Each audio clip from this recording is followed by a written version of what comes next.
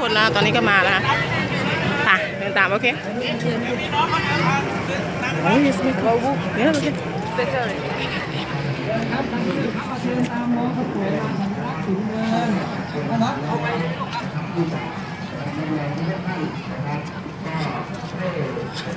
โบกี้เดินตามมาทางนี้เลยนะคะ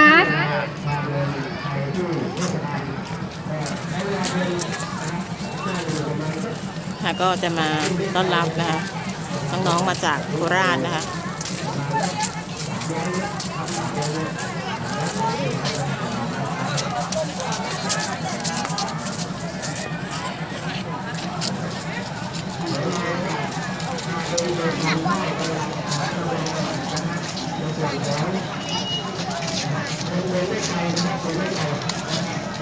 ก็เยอะมากนะทั้งหมดก็ประมาณ400ท่านนะคะ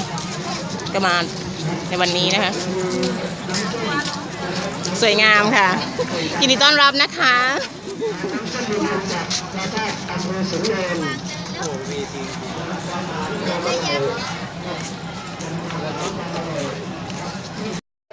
ทุกท่านเลยนะครับ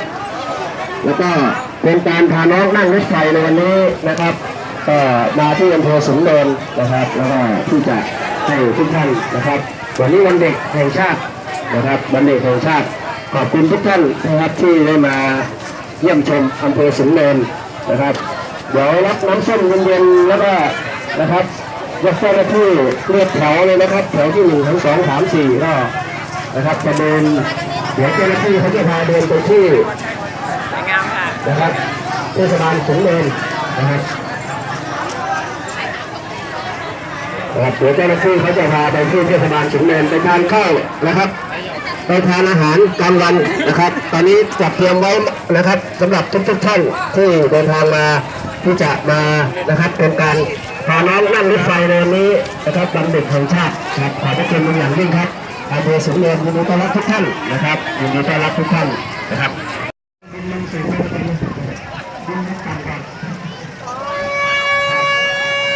ก็ทั้งหมดนะคะ400ท่านนะคะสวยงามมากนะ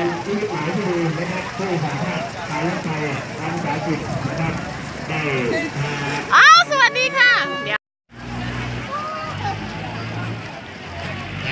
เป็นคือเช็คไปถือธนาคารนะครับบ๊ายบายลูกสวัสดีค่ะน่ารักอ่ะ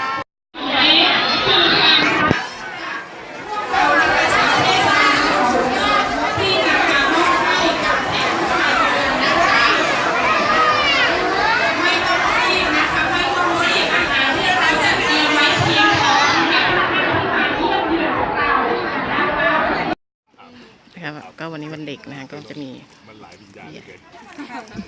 ตกลงมันวิญญาณอะไรบ้างสวยงามมากค่ะ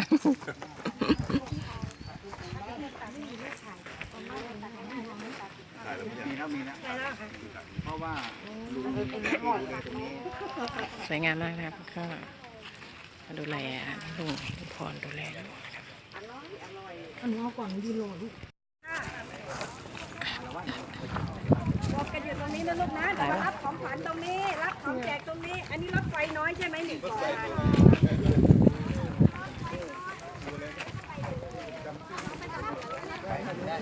เข้าแถวเลยครับเก่งๆเข้าแถวเลยครับลูกมาโคราชกิโลปะนะครับรถไฟชุมเนินดี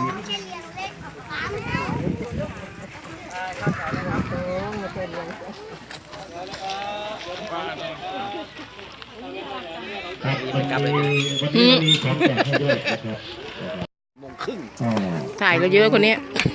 ทุกท่านที่มาถึงนะครับทั้ง4โบกี้นะครับก็มีจุดที่เราจะพาไป4ฐานอากาศนะครับก็จะมีจุดหลักๆก็คือตรงนี้นะครับบ้านพักสถานีนะครับแล้วก็ต้นโพนะครับนี่คือต้นโพศักดิ์สิทธิ์นะครับที่ทั้งเรื่องเราอนุรักษ์วงการที่ขอเข้ามาเดินมาหลักในการที่จะมันมีเวลาแค่ถึงบ่าย2เองมันจะไม่ทันพูดคือส่งออกไปมงกุฎมาเดี๋ยวมาทันแผ่นเป็นยังไงหรอ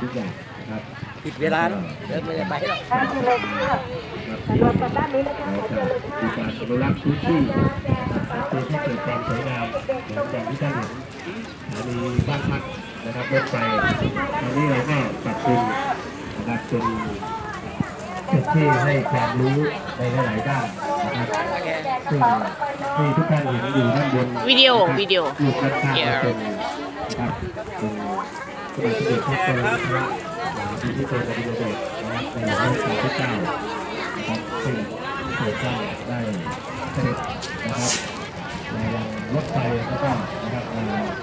ทักนะครับให้พี่น้องชาวสุนทรนะครับได้วันนั้นนะครับปี 2498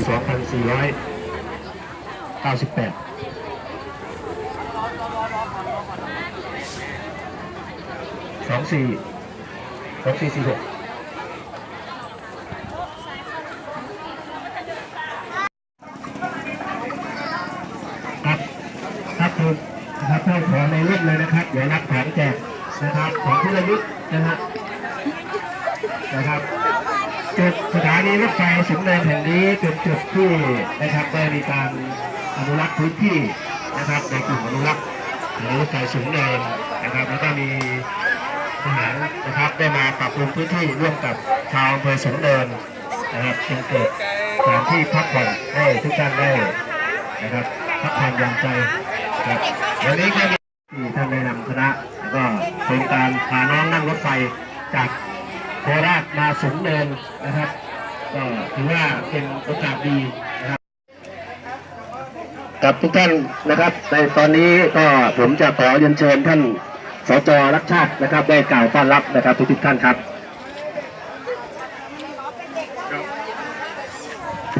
รถไฟขบวนพิเศษนะครับซึ่งวันนี้เนี่ย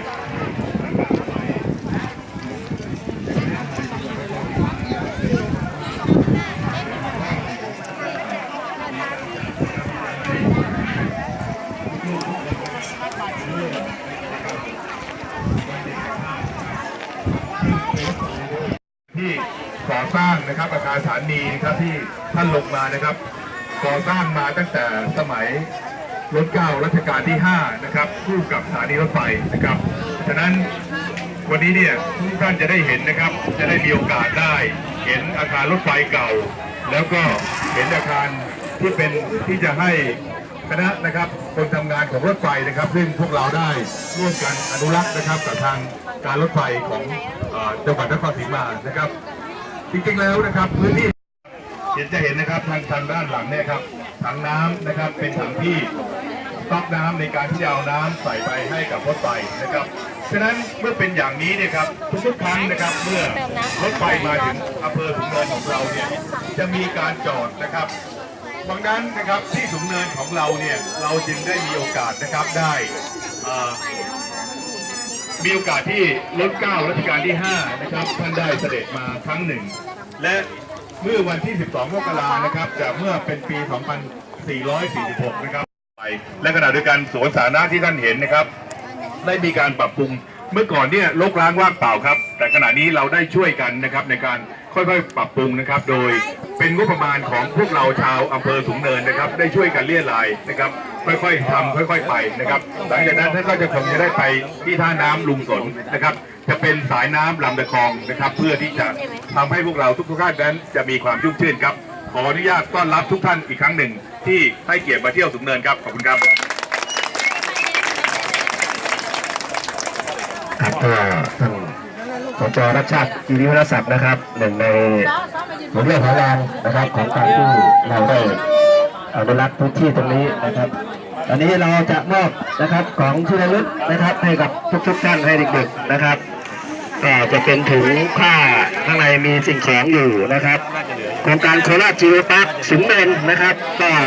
ได้เป็นแหล่งโคราชจิโอพาร์คด้วยนะครับก็จะมีพระนอนหินทรายสถานีรถไฟมีรุ่มน้ำลำตะคองนะครับแล้วก็สถานที่พักผ่อนหลายพื้นที่นะครับในจุดนี้เราก็จะนะครับให้ทุกท่านได้รับความรู้นะครับและได้ศึกษาประวัติศาสตร์ในหลายด้านนะครับโดยเฉพาะสถานีรถไฟนะครับแห่งนี้นะครับ เต้หนึ่งอยู่นี่ครับเต้สามลื่นนะครับยกมือขึ้นนะครับที่เสื้อเหลืองนะครับเป็นที่หนึ่งเต้ที่หนึ่งมาตรงนี้เลยครับเต้สองไปนู่นทหารนี่เต้หนึ่งขึ้นด้านพักนะครับครับเต้สามนะครับตัวที่สามจะไปถังน้ำบ่อปลานะครับนะฮะและสี่นู่นไปครับ